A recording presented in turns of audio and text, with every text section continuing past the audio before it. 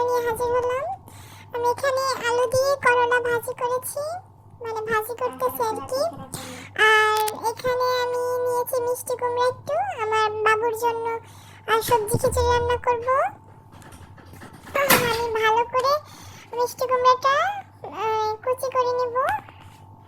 আর কড়াইটা ধুয়ে চুলায় দিয়ে দিলাম।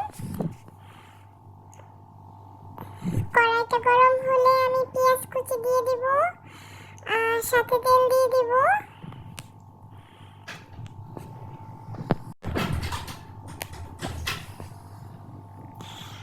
আর এইদিকে করলাটা পুড়ে যাচ্ছে কিনা দেখার জন্য আমি আবার ঢাকনাটা উঠিয়ে নেড়ে চেড়ে দিব একটু ভালো করে, যেন নিচে না লেগে যায়।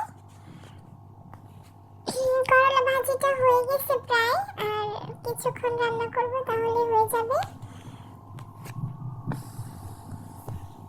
ভালো করে নেড়ে দিলাম যেন পুড়ে না যায়, আবার ঢেকে দেব।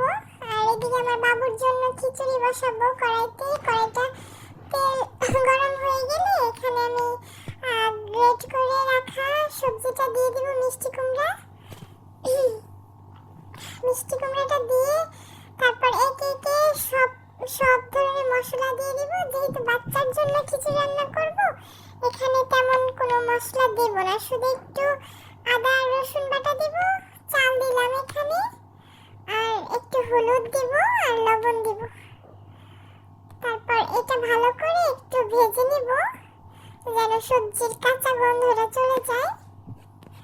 ভালো করে ভেজে নেওয়ার পর আমি এই মশলাগুলো দিয়ে দিয়েছিলাম আগে। যাই হোক, এখন আমি এখানে পানি দিয়ে দিব, মানে পানি দিয়ে সিদ্ধ করে নেব। নেড়েচেড়ে একটু ভেজে নিলাম এটা চাল আর সবজিটা একটু ভেজে নিলাম, কাঁচা গন্ধ যেন চলে যায়।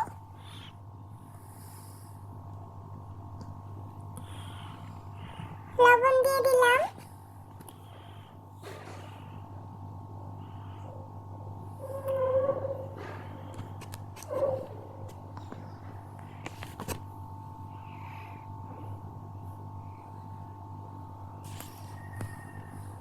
একটু আদা রসুন বাটা দিব,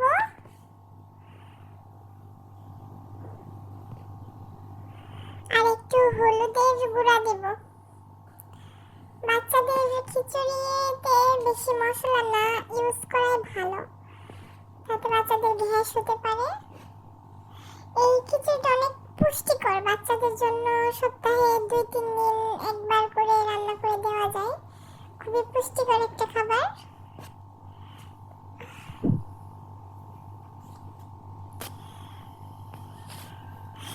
আমার বাবু আসছে, ও রান্না করবো। আবার আমি আমি মুগ ডাল দিয়ে দিয়েছিলাম একটু, তার পানি দিয়ে দিব পরিমাপ মতো। পানি দিয়ে ভালো করে নেড়ে চেড়ে ঢেকে দিব।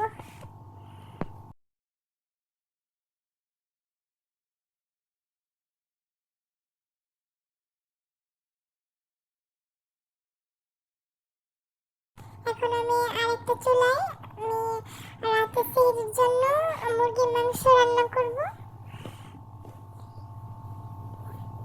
মুরগির মাংস রান্না করার জন্য এখানে পেঁয়াজ দিয়ে দিয়েছি।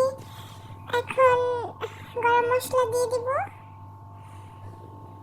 গরম মশলা দিয়ে ভালো করে একটু পেঁয়াজটা ভেজে নিব।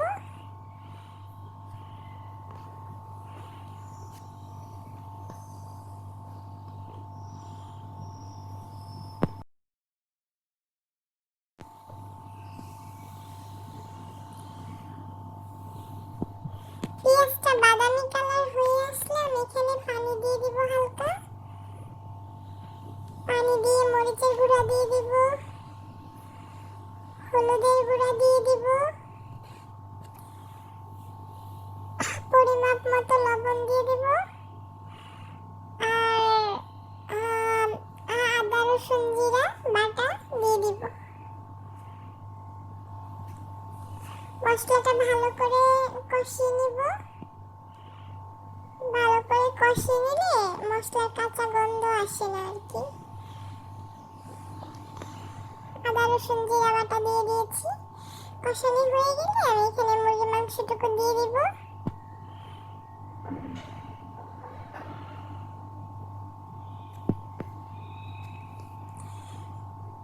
মুরগির মাংসটা ভালো করে নেড়ে চেড়ে ঢাকনা দিয়ে ঢেকে দেব।